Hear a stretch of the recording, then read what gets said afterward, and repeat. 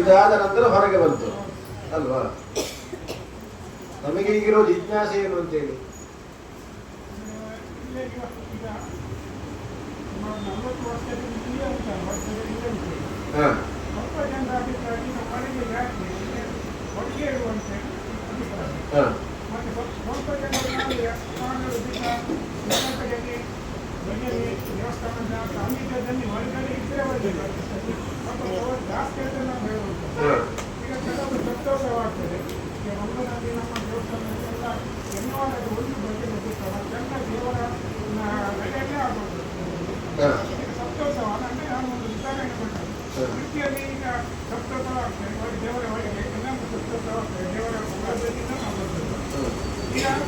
ನಮಗೆ ದೇವರ ಒಳಗೆ ಆದರೆ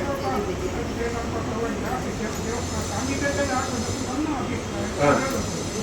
ಸಂಪೂರ್ಣ ಹೇಳ್ತಾರದು ಹೇಗೆ ವಾಪಸ್ಸು ಇಲ್ಲೇ ಇರಲಿ ಅಂತ ಸುಮಾರು ವರ್ಷ ಆಯ್ತದೆ, ಇಲ್ಲೇ ಮಾಡುವಂತ ಹೇಳುವಂಥದ್ದು. ಮತ್ತೀಗ ನಮ್ಮ ಮ್ಯಾನೇಜ್ಮೆಂಟ್ ಕಮಿಟಿ ಮತ್ತು ಆಡಳಿತ ಜೀವನ ಸಮಿತಿ ಹೇಳಿದ್ರೆ ಇದರಲ್ಲಿ ನಮಗೆ ಯಾಗಶಾಲೆ ಆಗಲಿಕ್ಕೆ ಉಂಟು. ಯಾಗಶಾಲೆ ಇದು ನಮ್ಮ ಉತ್ತರ ಅದನ್ನು ನಾವು ಹೊರಗೆ ಮಾಡಿದರೆ ಇಲ್ಲಿ ಸ್ವಲ್ಪ ಸ್ಪೇಸ್ ಜಾಸ್ತಿ ಸಿಗ್ತದೆ, ಜಾಗ ಎಲ್ಲ ಇಲ್ಲೇ ಮಾಡ್ಬೋದು ಅಂತ ನಮ್ಮ ಜೀವನ ಸಮಿತಿಯವರು ನಮಗೆ ಮ್ಯಾನೇಜ್ಮೆಂಟ್ ತಿಳಿಸಿದ್ದಾರೆ. ನಮಗೆ ಸಹಮತ ಉಂಟು. ಈ ಎರಡು ಜಿಜ್ಞಾಸೆಯಲ್ಲಿ ದೇವರಿಗೆ ಯಾವ ತೃಪ್ತಿ ಅಂತೇಳಿ ನಮಗೆ ಗೊತ್ತಾಗಬೇಕಂತ ಅಲ್ವಾ. ನಮ್ಮ ಇದು ವ್ಯಾವಹಾರಿಕ ದೃಷ್ಟಿಯಿಂದಾಗಿರ್ಬೋದು ಅಥವಾ ನಮ್ಮ ಪ್ರಾಯೋಗಿಕವಾದ ದೃಷ್ಟಿಯಿಂದಾಗಿರಬಹುದು, ನಾವು ಒಂದಷ್ಟು ವಿಚಾರಗಳನ್ನು ಇವರು ನೋಡಿರುವಂತಹದ್ದು. ದೈವಿಕವಾಗಿ ದೇವರಿಗೆ ಯಾವುದೇ ಎಲ್ಲಿಂದ ತೃಪ್ತಿ ಅಂತೇಳಿ ಬೇಕಾಗಿರುವುದು ನಮಗೆ ಅಲ್ವಾ.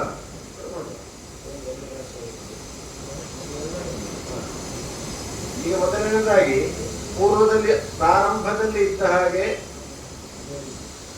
ಒಳಭಾಗದಲ್ಲಿ ಮೊದಲನೇ ರಾಶಿ ನೋಡುವ ಒಳಭಾಗದಲ್ಲಿ ಆದ್ರೆ ದೇವರಿಗೆ ತೃಪ್ತಿಯ, ಎರಡನೇ ರಾಶಿ ನೋಡುವಂತಹದ್ದು ಈಗ ಆಚರಣೆ ಮಾಡ್ತಾ ಇರುವ ಹಾಗೆ ಹೊರಭಾಗದಲ್ಲಿ ಇದ್ದರೆ ತೃಪ್ತಿಯ ಅಂತ ಹೇಳಿ.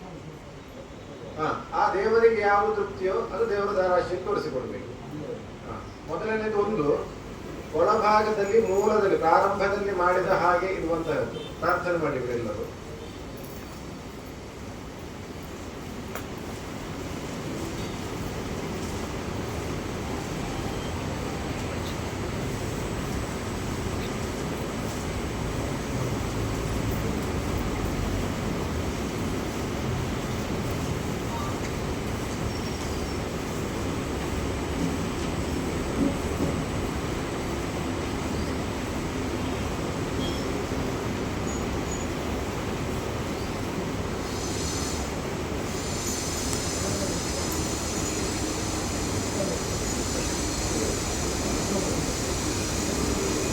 ಎರಡನೇ ಈಗ ಈ ಆಚರಣೆ ಮಾಡ್ತಾ ಇರುವಾಗ ಹೊರಭಾಗದಲ್ಲಿ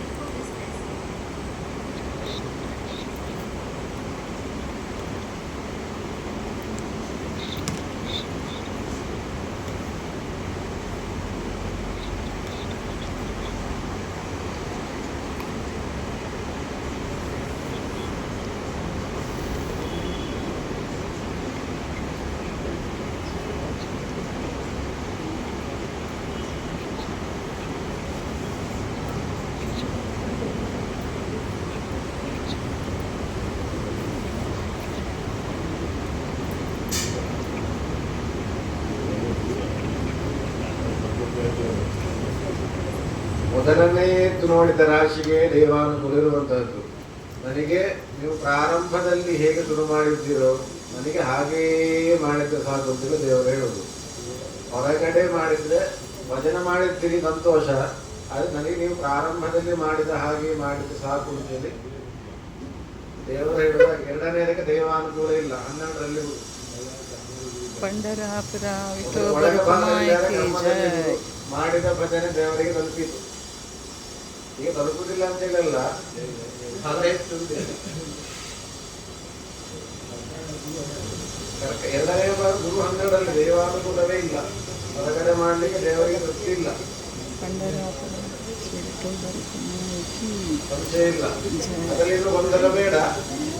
ಆಂತರಿಕವಾಗಿ ಏನು ರಾಜೇಶರು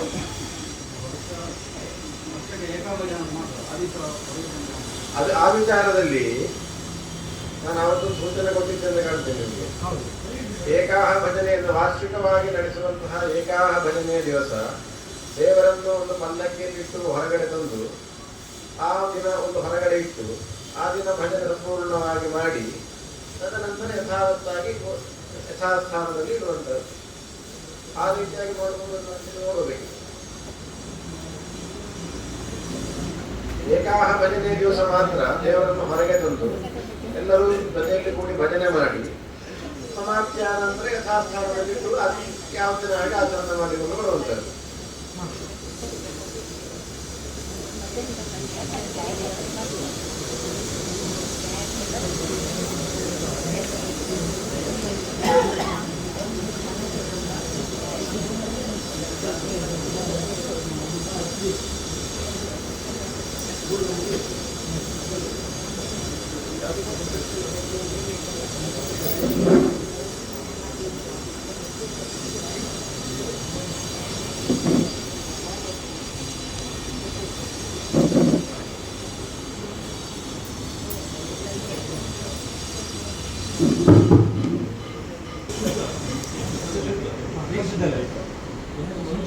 ಸಿಂಹರಾಶಿ 11ರಲ್ಲಿ ಗುರು, ಶುಭ ಏಕಾದಶ ಸ್ಥಾನ, ಸಂಪೂರ್ಣ ತೃಪ್ತಿ ದೇವರಿಗೆ. ವಾರ್ಷಿಕವಾಗಿ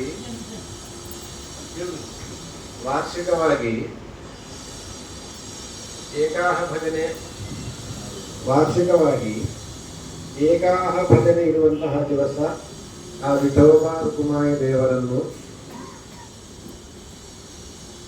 ಆಘೋಷವಾಗಿ ಒಂದು ಪಲ್ಲಕ್ಕಿಯಲ್ಲೋ ಇರಿಸಿ ಎಲ್ಲರೂ ಭಜನೆಯನ್ನು ಮಾಡಿಕೊಂಡು ಹೊರಗಡೆ ತಂದು ಈಗಿನ ಆಚರಣೆ ಮಾಡುವಂತಹ ಅದೇ ಜಾಗದಲ್ಲಿ ಇರಿಸಿ ಏಕಾಹ ಭಜನೆಯನ್ನೆಲ್ಲ ಭಕ್ತರು ಸೇರಿ ಮಾಡಿಕೊಂಡು ಸಮಾಪ್ತಿಯ ನಂತರ ಯಥಾಸ್ಥಾನದಲ್ಲಿಟ್ಟು ಎಂದಿನಂತೆ ಆಚರಣೆಗೊಂಡು ಮಾಡುವುದಕ್ಕೆ ಸಿಂಹ ರಾಶಿಯಿಂದ ಏಕಾದಶ ಸ್ಥಾನದಲ್ಲಿ ಗುರು ದೇವರಿಗೆ ಸಂಪೂರ್ಣ ತೃಪ್ತಿ.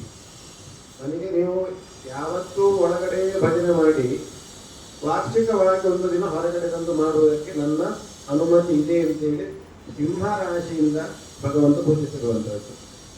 ಆದ ಕಾರಣ ಇನ್ನೂ ಆ ವಿಚಾರದಲ್ಲಿ ತಕ್ಕಗೆ ಬೇಡ. ವಸಂತ ಮಂಟಪದಲ್ಲಿಟ್ಟು ವಾರ್ಷಿಕವಾಗಿ ಆಚರಣೆ ಮಾಡುವುದಕ್ಕೆ ತೊಂದರೆ ಇಲ್ಲ, ಉತ್ತರ ಮುಖವಾಗಿ.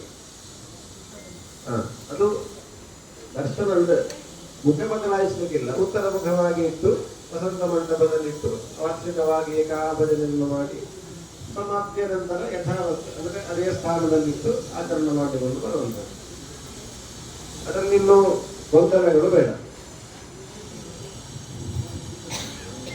ಆ ವಿಚಾರವಾಗಿ ಸಂಶಯ ಇಲ್ಲಲ್ಲ ಯಾರಿಗೂ.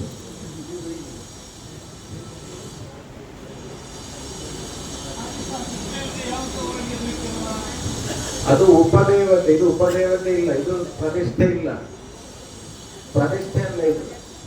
ಉಪದೇವತೆ ಅಂತ ಹೇಳಿದ್ರೆ ಉಪದೇವರ ಸ್ಥಾನದಲ್ಲಿ ಪ್ರತಿಷ್ಠೆ ಇರಲಿಲ್ಲ ಅಂದ್ರೆ ಇದು ಉಪದೇವತೆ ಪ್ರತಿಷ್ಠೆ ಇಲ್ಲ. ಇದು ಭಜನೆ ಮಾಡ್ಲಿಕ್ಕೆ ಒಂದು ಉಪಾಧಿ ಅಂತೇಳಿ ಮಾತ್ರ ಅಂದಾಜಾಯ್ತಾ. ಅಲ್ಲದೆ ಬಿಂಬದ ಪ್ರತಿಷ್ಠೆಯಾಗಿ ನಿತ್ಯ ಪೂಜೆ ಆ ರೀತಿಯಾದಂತಹ ವ್ಯವಸ್ಥೆಗಳಿಲ್ಲಲ್ಲ. ಪ್ರತಿಷ್ಠೆ ಅಲ್ಲ ಇದು. ಭಜನೆ ಮಾಡ್ಲಿಕ್ಕೆ ಇರುವಂತಹ ಉಪಾಧಿ.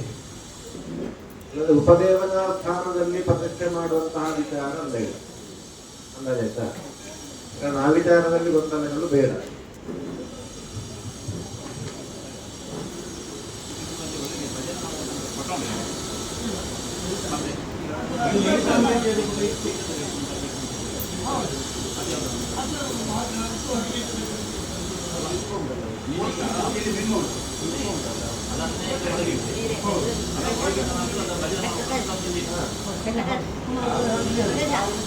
उलयता सतरा बा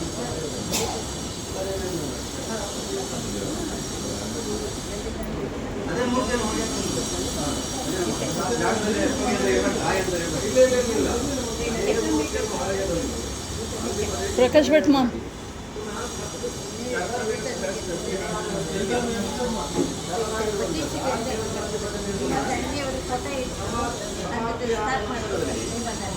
ಸಮಾಪ್ತಿ ಆದ ನಂತರದಲ್ಲಿ ಯಥಾಸ್ಥಾನದಲ್ಲಿ ಪುನಃ ಇರಿಸುವಂಥದ್ದು.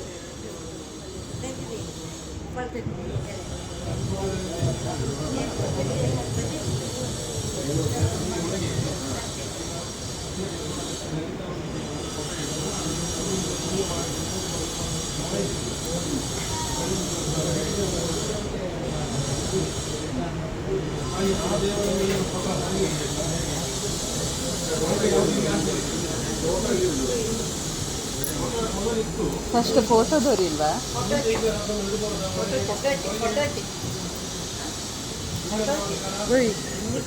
हे मागीर देव प्रतिश्ठे जालो ना आनी म्हाका तशी चल मातशें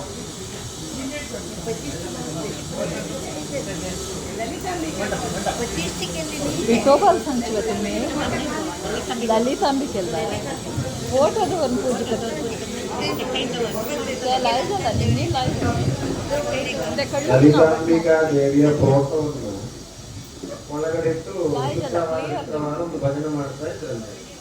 ಅದನ್ನ ನಾವು ಫೋಟೋವನ್ನು ಇಡಬೇಕಲ್ಲ ಬೇಡುವ ಅಂತ ಹೇಳಬೇಕು. ಫೋಟೋ ಉಂಟೆ ಈಗ ಅದು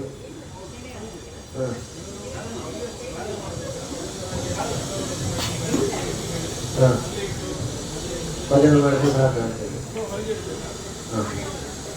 ಲಲಿತಾಂಬಿಕಾ ದೇವಿಯ ಫೋಟೋ ಇದೆ. ವಿಠೋಬಾ ರುಕುಮಾಯಿಯ ಪಕ್ಕದಲ್ಲಿಟ್ಟು ಶುಕ್ರವಾರ ಭಜನೆ ಮಾಡುವ ಸಂಪ್ರದಾಯ ಇತ್ತು. ಅದನ್ನು ಹಾಗೆ ಒಳಗಡೆ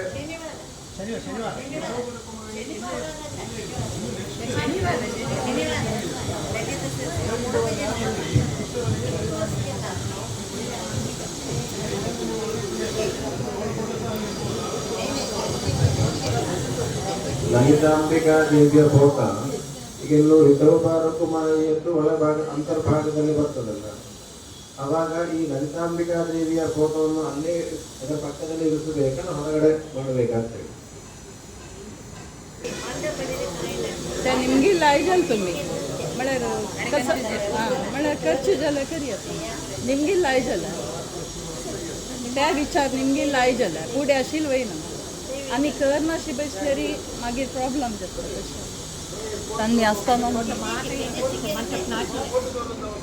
जाल्यार तंतू दवरचेशिल्लें म्हाजें ताका दाखयलें वय ताका दाखयलें त्याच मंडपार दवरचेशिल्लें भितर ते म्हणटा दाखयलें ते म्हणटात दाखयलें ताका ಇಲ್ಲಿರುವ ಹಾಗೆ ವಿಠೋಬಾ ರುಕುಮಾಯಿಯ ಪಕ್ಕದಲ್ಲಿರುವುದಕ್ಕೆ ದೈವಾನುಕೂಲ ಉಂಟು, ಹೊರಗೆ ಮಾಡಬೇಕು ಅಂತಿಲ್ಲ. ರಾಶಿಯ ಮಟ್ಟಿಗೆ ದೈವಾನುಕೂಲ ಉಂಟು, ಹೊರಗೆ ಹಾಕಬೇಕು ಅಂತಿಲ್ಲ. ಹಾಗೆ ಪಕ್ಕದಲ್ಲಿ वय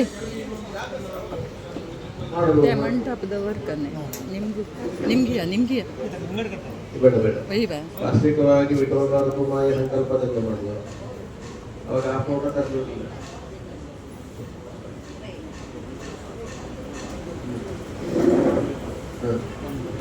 ವಾರ್ಷಿಕವಾಗಿ ಭಜನೆ ಯಾರಿಗೆ ಮಾಡುದು? ವಾರ್ಷಿಕವಾಗಿ ಭಜನೆ ಯಾರಿಗೆ ಮಾಡುದು? ವಿಠೋಬಾ ರುಕುಮಾಯಿಯ ಹೌದು ಏಕಾದಶಿ ಬೇಡ.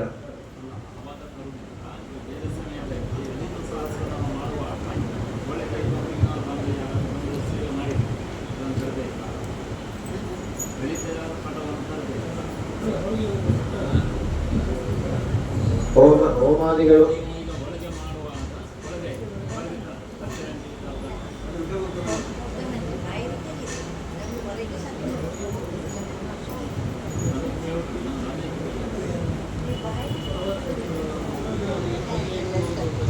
ಆಗಲ್ಲ. ನನಗೆ ಒಳಗೆ ತೃಪ್ತಿ ಅಂತೇಳಿ ತೋರಿಸಿದ ನಂತರ ನಾವು ಹೊರಗೆ ಮಾಡಬೇಕಂತ ಕೇಳಲಿಕ್ಕಿಲ್ಲ.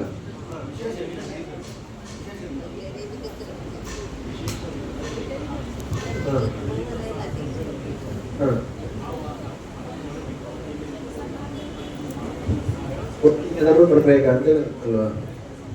ವಾರ್ಷಿಕವಾಗಿ ವಿಠೋಬರ ಕುಮಾರ ಜೊತೆಗೆ ಫಲಿತಾಂಶಕ್ಕೆ ದೇವಿಯ ಫೋಟೋವನ್ನು ತರಬೇಕಾಗ್ತದೆ. ಎಲ್ಲರೂ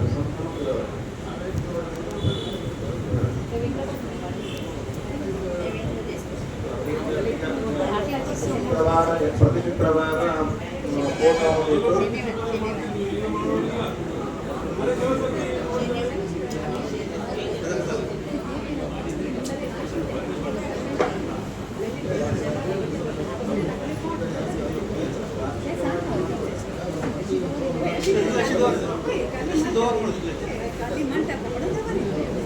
ವಾರ್ಷಿಕವಾಗಿ ಮಾಡುವಾಗ ಆ ದೇವಿಯ ಫೋಟೋವನ್ನು ಒಟ್ಟಿಗೆ ತರಬೇಕಾ ಬೇಡ ಅಂತ ನೋಡ್ಬೇಕು. ದೇವರಿಗೆ ತೃಪ್ತಿ ಇದ್ದರೆ ಸಾಕು, ಇಲ್ಲದಿದ್ರೆ ಹಾಗೆ ಇರಲಿ.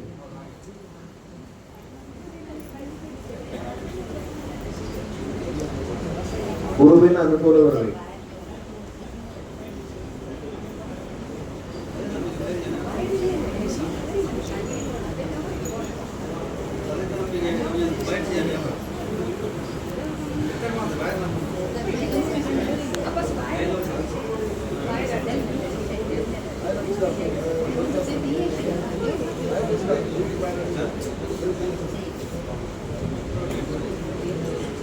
मंजुळा का आज सांगताची ऐकाया, आज सांगताची.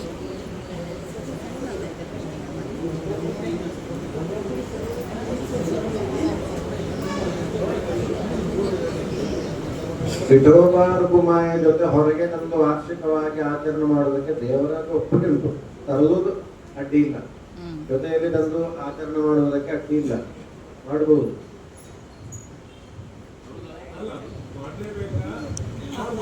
ತರುವುದಿದ್ರೆ ಅಡ್ಡಿ ಇಲ್ಲ. हो तशी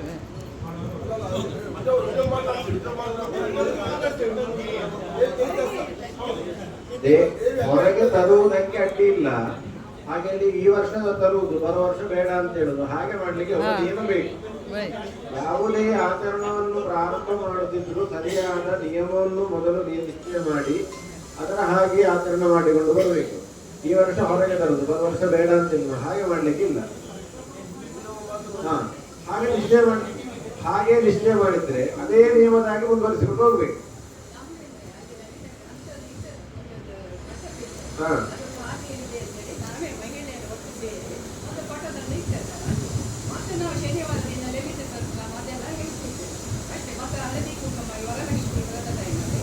ಅಲ್ಲೇ ಒಳಗಡೆ ಕೂತ್ಕೊಂಡು ಭಜನೆ ಹೇಳುದು, ಆಮೇಲೆ ಮಕರ ಸಂಕ್ರಮಣ ಅಲ್ಲೇ ಒಳಗೆ ಭಜನೆ ಮಾಡಿ ಅಲ್ಲೇ ಹೇಳ್ತಿದ್ದೆ.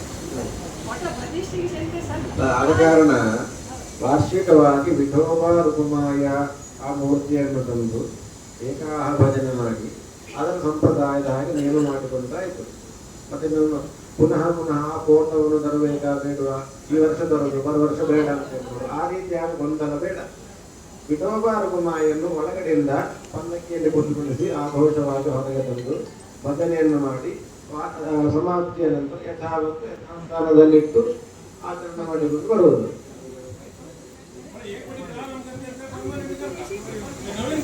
ಯಾಕೆಂತೇಳಿದ್ರೆ ಒಂದು ತೀರ್ಮಾನ ಮಾಡಿದ ನಂತರ ಅದಕ್ಕೊಂದು ನಿಯಮಬದ್ಧವರಾಗಿರಬೇಕು.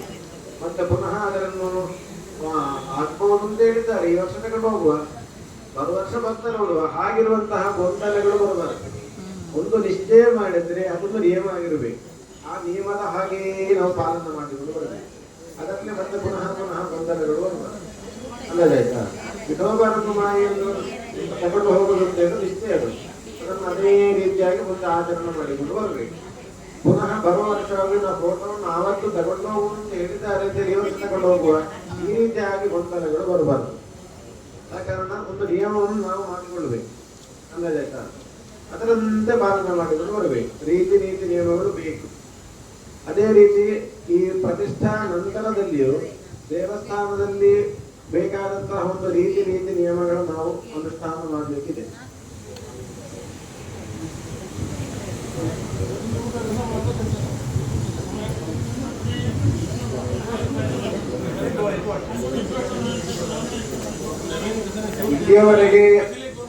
ಇಲ್ಲಿಯವರೆಗೆ ನಾವು ಯಾವ ರೀತಿಯಾಗಿ ಆಚರಣೆ ಮಾಡಿದ್ದೇವೆ ಅಂತ ಗೊತ್ತಿಲ್ಲ. ಪ್ರತಿಷ್ಠೆಯ ನಂತರದಲ್ಲಿ ಈ ಸಲ ಪ್ರತಿಷ್ಠೆಯ ನಂತರದಲ್ಲಿ ಈ ನಮ್ಮ ದೇವಸ್ಥಾನಕ್ಕೆ ಒಂದು ನಿಯಮವನ್ನು ನಾವು ಅಳವಡಿಸಿಕೊಳ್ಬೇಕು. ನಮ್ಮ ದೇವಸ್ಥಾನದಲ್ಲಿ ಹೀಗೆ ಬೆಳಗ್ಗೆ ಇಷ್ಟು ಗಂಟೆಗೆ ಪೂಜೆ, ಇಷ್ಟು ಗಂಟೆಗೆ ಮಂಗಳಾರತಿ, ಮಧ್ಯಾಹ್ನದ ಪೂಜೆ ಇಷ್ಟು ಗಂಟೆಗೆ, ಅದೊಂದು ನಿಯಮ ಮಾಡಿಕೊಳ್ಳುವುದು ಉತ್ತಮ. ಪ್ರತಿಯೊಂದು ನಿಯಮವನ್ನು ಇಲ್ಲಿಯ ನೈವೇದ್ಯಗಳು ಯಾವ್ಯಾವುದು, ವಿಶೇಷವಾದ ನೈವೇದ್ಯಗಳು ಯಾವುದು, ಇಲ್ಲಿಯ ಸೇವೆಗಳು ಯಾವ್ಯಾವುದು, ಇದಕ್ಕೆಲ್ಲೊಂದು ನಿಯಮವನ್ನು ಮಾಡಿ ಬರೆದಿಟ್ಟುಕೊಳ್ಬೇಕು. ವಾರ್ಷಿಕವಾಗಿ ಯಾವ್ಯಾವ ಆಚರಣೆಯನ್ನು ನಾವು ಮಾಡ್ತೇವೆ, ಆ ಪ್ರತಿಷ್ಠಾ ಸಮಯದಲ್ಲಿ ಇನ್ನು ಮುಂದೆ ನಾವು ಯಾವ ರೀತಿಯಾಗಿ ಆಚರಣೆ ಮಾಡ್ತೇವೆ ಅಂತೇಳಿ ನಾವು ಒಂದು ಪ್ರತಿವಚನವನ್ನು ಕೊಡುವುದು.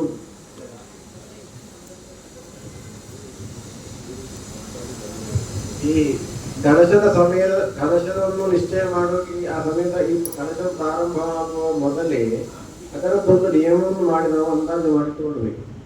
ಆ ಸಮಯದಲ್ಲಿ ಗೊಂದಲ ಮಾಡಿ ಹೀಗೆ ಮಾಡುವ ಹಾಗೆ ಮಾಡುವ ಅಂತೇಳಿ ಬರಬಾರದು. ಇನ್ನು ಮುಂದೆ ಈ ರೀತಿಯಾಗಿ ನಾವು ಯಾವ ರೀತಿಯಾಗಿ ಇಲ್ಲಿ ಆಚರಣೆ ಮಾಡಬೇಕು, ಅನುಷ್ಠಾನ ಮಾಡಬೇಕು, ನಿತ್ಯ ನಿಧಾನಗಳು ಯಾವ್ಯಾವುದು, ವಿಶೇಷವಾದ ದಿನಗಳು ವಾರ್ಷಿಕವಾಗಿ ಆಚರಣೆವಾಗುವಂತಹದ್ದು ಆಚರಣೆ ಯಾವ್ಯಾವುದು, ಅದನ್ನು ಹೇಗೆ ಅನುಷ್ಠಾನ ಮಾಡುವಂತಹದ್ದು, ನಿತ್ಯ ನಿಧಾನವಾಗಿ ಪ್ರದಕ್ಷಿಣೆ ಮಾಡುವುದು ಅಥವಾ ದೇವಸ್ಥಾನ ಒಳಗಡೆ ಯಾವ ರೀತಿಯಾಗಿ ಇರಬೇಕು, ಇದನ್ನೆಲ್ಲ ನಾವು ಎಲ್ಲರೂ ಮನಗಂಡು ಅದೇ ರೀತಿಯಾಗಿ ಪಾಲನೆ ಮಾಡಿಕೊಂಡು ಬರಬೇಕು. ಪ್ರತಿಷ್ಠೆ ಮಾಡಿದ ಅದೇ ಆ ಸಮಯದಲ್ಲಿ ದೇವರ ಹತ್ರ ಇನ್ನು ಮುಂದೆ ನಾವು ಈ ರೀತಿಯಾಗಿ ಆಚರಣೆ ಮಾಡಿಕೊಂಡು ಬರ್ತೇವೆ ಅಂತ ಹೇಳಿ ಒಂದು ಮಾತನ್ನು ಕೊಡುವುದು ಉಂಟು.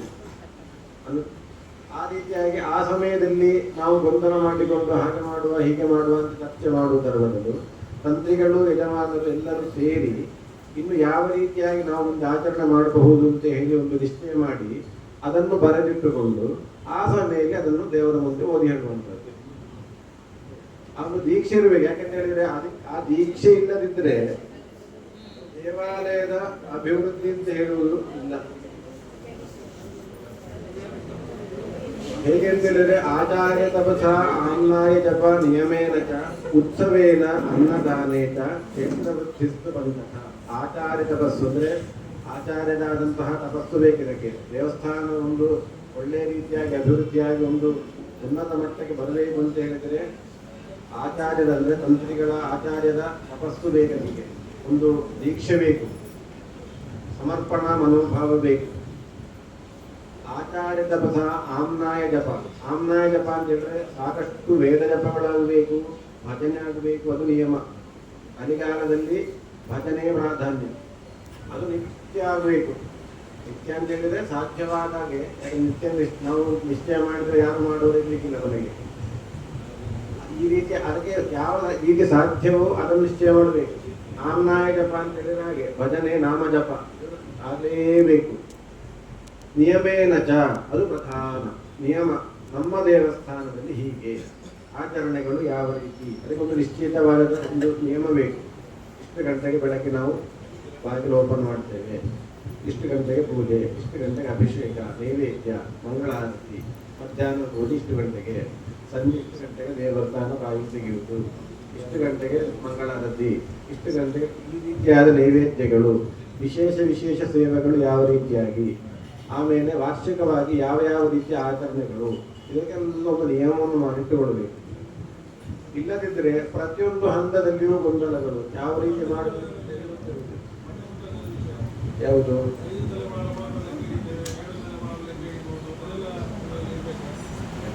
ಅಮೆಸೂತಕಾದಿ ಆಚರಣೆ ಮಾಡುವವರು, ಅಮೆಸೂತಕಾದಿ ಇರುವವರು ಒಳಗಡೆ ಬರ್ಲಿಕ್ಕಿಲ್ಲ, ಅವರು ಗೋಪುರದ ಒಳಗಡೆ ಬರ್ಲಿಕ್ಕಿಲ್ಲ. ಗೊತ್ತಾಯ್ತಲ್ಲ? ಆಚರಣಾದಿಗಳು ಹೇಗೆ ಮಾಡಬೇಕು ಅಂತೇಳಿ ಅವರವರು ನಿಶ್ಚಯ ಮಾಡಿಕೊಳ್ಬೇಕು.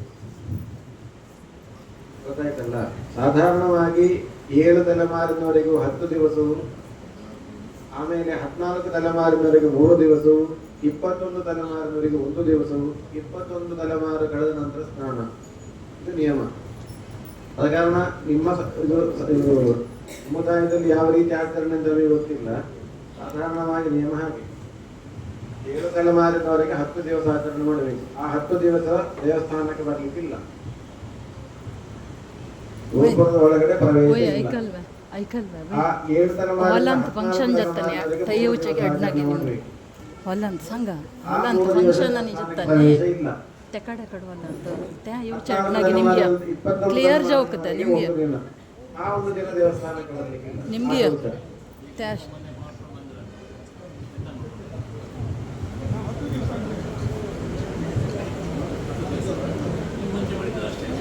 10 ದಿವಸ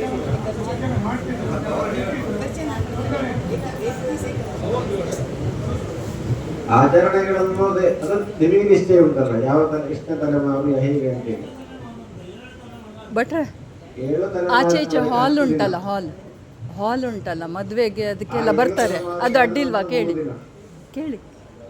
ತೊಂದರೆ ಇಲ್ಲ ಅಂದರೆ ದೇವಸ್ಥಾನಕ್ಕೆ ಸಂಬಂಧಪಟ್ಟದ್ದಲ್ಲ ಹಾಲ್, ಅದಕ್ಕೆ ತೊಂದರೆ ಇಲ್ವಾ? ಅದು ಹೇಳಿ ಹೇಳಿ. ಹಾಂ ಗೋಪುರ, ಯಾವ ಗೋಪುರ? ಹಾಂ ಥ್ಯಾಂಕ್ ಅದೊಂದು ವಿಷಯ ಹೇಳಿ. त्या कन्फ्युजन केलं जन कशी म्हळे देवस्थान ದೇವಸ್ಥಾನದ ಅಂಗಣದ ಒಳಗಡೆ ಬರುವಂಥದ್ದು. ಅದು ಅಂಗಣದ ಹೊರಗೆ, ಅದಕ್ಕೆ ನಾವು ಆಮೇಲೆ ಬರ್ಲಿ ಅಂತ ನಾವು ಹೇಳಿದ್ದಲ್ಲ, ಅದು ನಿಮಗೆ ಬಿಟ್ಟದ್ದು. ಅದು ಅಂದ್ರೆ ದೇವಸ್ಥಾನದ ಹಾಲ್ ಅಲ್ಲ, ದೇವಸ್ಥಾನದ ಹಾಲ್ ಅದು ಹಾಂ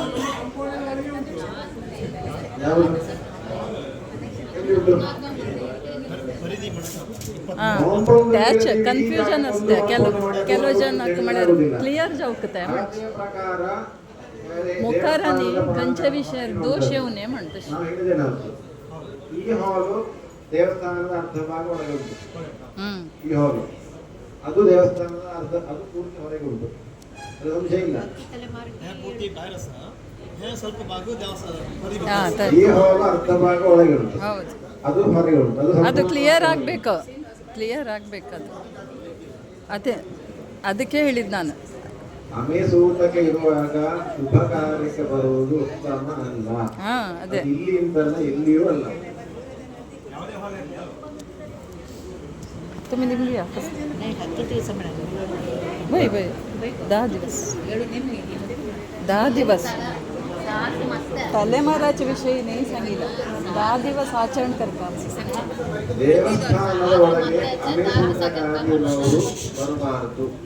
ಯಾಕೆಂತ ಹೇಳಿದ್ರೆ ಅಶುದ್ಧಿ ಅಂತ ಹೇಳುವಂತ, ಈಗ ದೇವಸ್ಥಾನದ ಒಳಗೆ ಬಂದ್ರೆ ಏನಾಗ್ತದೆ ಅಂತ ಕೇಳಿದ್ರೆ, ಆ ಅಶುದ್ಧಿ ಅಂತ ಹೇಳುವುದು ದೇವರಿಗೆ ಬಾಧಕ ಆಗ್ತದೆ. ಗೊತ್ತಾಯ್ತಲ್ಲ? ದೇವರಿಗೆ ಬಾಧಕ ಆದ್ರೆ ಏನಾಗ್ತದೆ? ಅನುಗ್ರಹ ಶಕ್ತಿ ಕಡಿಮೆಯಾಗಿ ನಿಗ್ರಹ ಶಕ್ತಿ ಹೆಚ್ಚಾಗಿ. ನಮ್ಮ ಉದ್ದೇಶ ಏನು? ಲೋಕಾನುಗ್ರಹ ಹೇತ್ವರ್ಥಂ ಸ್ಥಿರೋಭವ ಸುಖಾಯನಃ. ನಮ್ಮ ಉದ್ದೇಶ ಏನು? ದೇವರನ್ನು ಪ್ರತಿಷ್ಠೆ ಮಾಡುವ ಉದ್ದೇಶ ಏನು? ಲೋಕಾನುಗ್ರಹ ಹೇತ್ವರ್ಥಂ. ಈ ಲೋಕವನ್ನು, ಈ ನಮ್ಮ ಸಮುದಾಯದವರನ್ನು, ಊರನ್ನು ಅನುಗ್ರಹ ಮಾಡಬೇಕು ಅಂತ ಹೇಳುವ ಉದ್ದೇಶದಿಂದ ನಾವು ಪ್ರತಿಷ್ಠೆ ಮಾಡುವಂಥದ್ದು. ನಾವೇ ಈ ರೀತಿಯಾಗಿ ಆಚರಣೆ ಮಾಡಿದ್ರೆ ಸಾಕಷ್ಟು ನಿಗ್ರಹ ಶಕ್ತಿ ಹೆಚ್ಚಾಗಿದ್ದರಿಂದ ಅನುಗ್ರಹ ಶಕ್ತಿ ಹೆಚ್ಚಾಗುವುದಿಲ್ಲ. ಆದ ಕಾರಣ ಆಶೌಚಾದಿಗಳಿರುವಾಗ ನನಗೆ ಗೊತ್ತಿರ್ತಲ್ಲ, ನಾವು ನಮಗೆ ಆಶೌಚ ಇದೆ, ನಮ್ಮ ಕುಟುಂಬಕ್ಕೆ ಆಶೌಚ ಇದೆ ಅಂತೇಳಿ, ಆಗಿರೋರು ದೇವಸ್ಥಾನದ ಒಳಗಡೆ ಅಥವಾ ಈ ಗೋಪುರದ ಒಳಗಡೆ ಬರಬಾರದು. ಅದು ಕ್ಲಿಯರ್ ಆಗಬೇಕು. ಮರದ ಗುಣಕ್ಕೆ ಬರ್ಬೋದು ಅಂತ ಹೇಳೋರಿದ್ದಾರೆ, ಆದ್ರೆ ದೇವಸ್ಥಾನದ ಪ್ರಾಂಗಣದ ಒಳಗಡೆ ಬರಬಾರದು, ಗೋಪುರದ ಒಳಗಡೆ ಬರಬಾರದು. ಶರೀರ ಇದೆ ಅಂತ ಹೇಳಿ ಸಂಕಲ್ಪ, ಆ ಕಾರಣ ಗೋಪುರದ ಒಳಗಡೆ ಬರಬಾರದು. तुमचं कसं निमगच असं निमगी मला क्लिअर कसं निमगच असं तेंगे बाप्पा साईला किती दूरचे पाच सांगोच्या जायना रायजला ಯಾವ ಆಶೋಚನೆಗಳಿದ್ದರೂ ಕೂಡ ಗೋಪುರ ದೇವರ ಪ್ರಾಂಗಣದ ಒಳಗಡೆ ಪ್ರವೇಶ ನಿಷಿದ್ಧ. ಅದು ಎಲ್ಲರೂ ಆಚರಣೆ ಮಾಡಲೇಬೇಕು.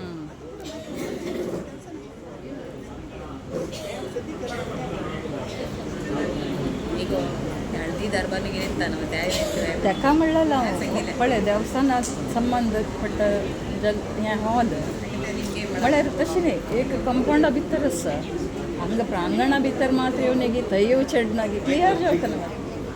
आतां ह्या हॉला येवचें नज, ह्या हॉला येवचें नज म्हळ्यार देवस्थाना लागीं आसा. त्या पणीचे भायर आसा, त्या भायर आसा व्हड ना म्हणटा.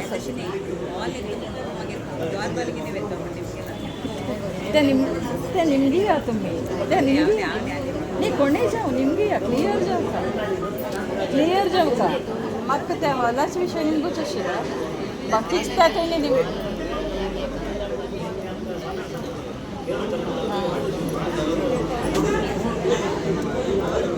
नाही निमगी या तुम्ही निमगी या ಈ ದೇವರ ಬ್ರಹ್ಮ ಕಲಶಕ್ಕೆ ಯಾವತ್ತು ಮುಹೂರ್ತ ಇಡಬಹುದು ಅಂತ ಹೇಳುವಂತಹದ್ದು ಪ್ರಧಾನವಾದ ಒಂದು ವಿಚಾರ ಅಲ್ವಾ. ಈ ಮುಹೂರ್ತ ನಿಶ್ಚಯ ಮಾಡುವುದರ ಮೊದಲು ಕೆಲಸಗಾರರ ಹತ್ರ ಒಂದು ತಿಳಿಬೇಕಾದ್ದು ನಮ್ಮೊಂದು ಸಾಮಾನ್ಯ ಬುದ್ಧಿ. ಯಾಕೆಂತ ಹೇಳಿದರೆ ಇಷ್ಟು ಸಮಯದ ಒಳಗೆ ನಾನು ಮುಗಿಸಬಹುದು ಅಂತ ಹೇಳುವಂತಹ ನಿಶ್ಚಯ ಅವರಿಗಿರ್ತದೆ. ನಾವು ಹೇಳಬಹುದು, ಆದರೂ ಕೆಲಸ ಮಾಡುವುದು ಅವರಲ್ವಾ. ಸಾಮಾನ್ಯ ಬುದ್ಧಿ ನಾವೇನು ಅಂತ ಹೇಳಿದ್ರೆ ಅವರ ಹತ್ರ ಒಂದು ಸಾಮಾನ್ಯ ನಾವು ಇಷ್ಟು ದಿವಸದ ಒಳಗಡೆ ನಮ್ಮ ಕೆಲಸ ಮುಗಿಬಹುದು ಅಂತ ಹೇಳಿ ಅವರಿಗೆ ಒಂದು ನಿಗದಿಪಡಿಸಿಕೊಂಡು ತದನಂತರ ನಾವು ಅದಕ್ಕೆ ಅನುಸರಿಸಿ ಮುಂದುವರಿಯುವುದಾಗಿರ್ತದೆ. ಅದನ್ನು ಕೇಳಬೇಕು ನಾವು.